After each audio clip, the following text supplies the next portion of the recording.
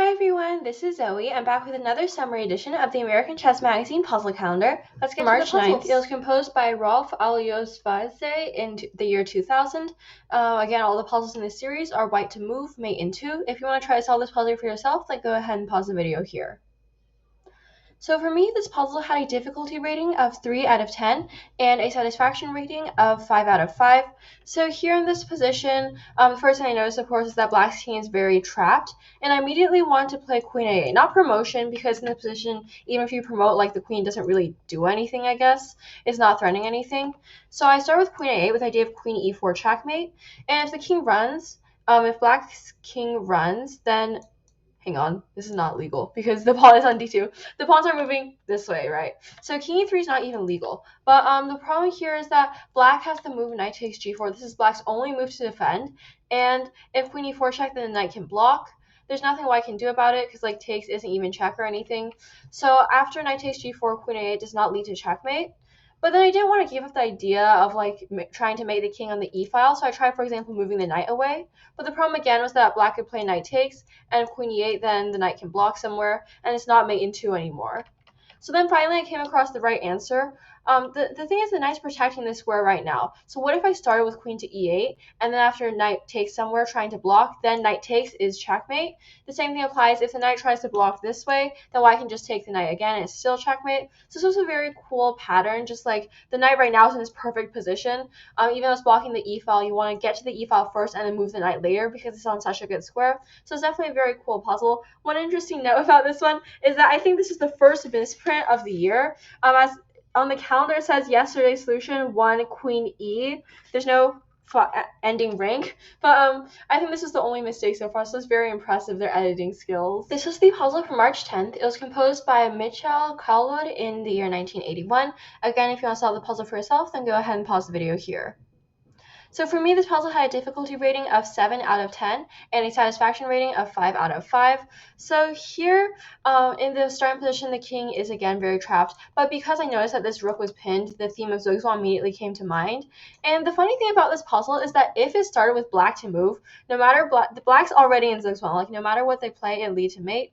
If the knight moves, then rook takes d5 is checkmate. If the pawn moves, then knight b3 is checkmate. Rook moves are not legal because the rook is being pinned. Bishop moves just can't happen. Black's only 2 legal moves are moving the knight or moving the pawn, and both of them will lead to checkmate.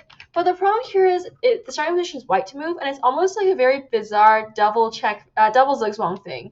So if White moves this rook, then control of e5 is lost. If White moves the knight, then control of e4 is lost. If White moves this knight, then White's no longer threatening knight b3. If White moves the bishop, that allows a2 check. If White moves the king, then that allows knight c2 check. If White moves the queen, then that allows the knight to move with discovered check. So it looks like White has nothing to do here, and I definitely got stuck for quite a while trying to imagine, well, what am I supposed to do then? Because no matter what I do, it allows Black to get out of Zugzwang.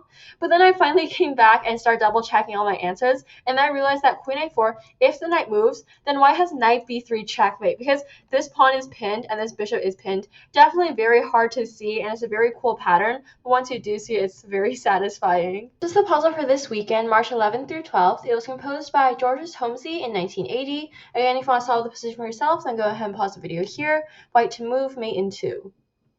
So for me, this puzzle had a difficulty rating of 5 out of 10 and a satisfaction rating of 4.5 out of 5.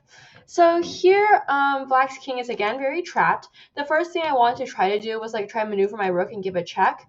But the problem with this one, well, there's actually multiple problems. The easiest problem is that even if White plays rook c4, Black can just block with knight d4. So it's kind of sad. But then I started noticing that White might have some Zugzwang ideas.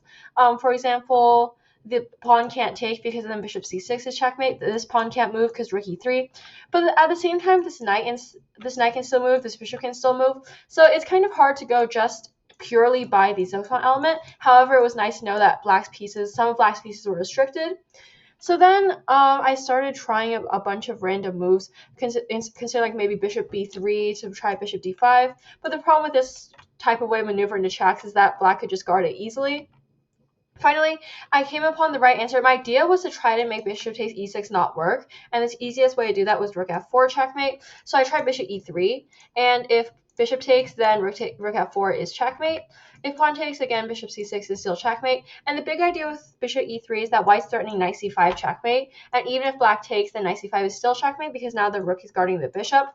Honestly, my method for solving this one was kind of just guess and check, try something, see if it works, try something else, see if it works. It's not the best strategy in general, but it happened to work in this position. The puzzles for this half week were definitely more cool and like unique mating patterns, so I hope you guys enjoyed them. As always, if you enjoy my content, please like and subscribe.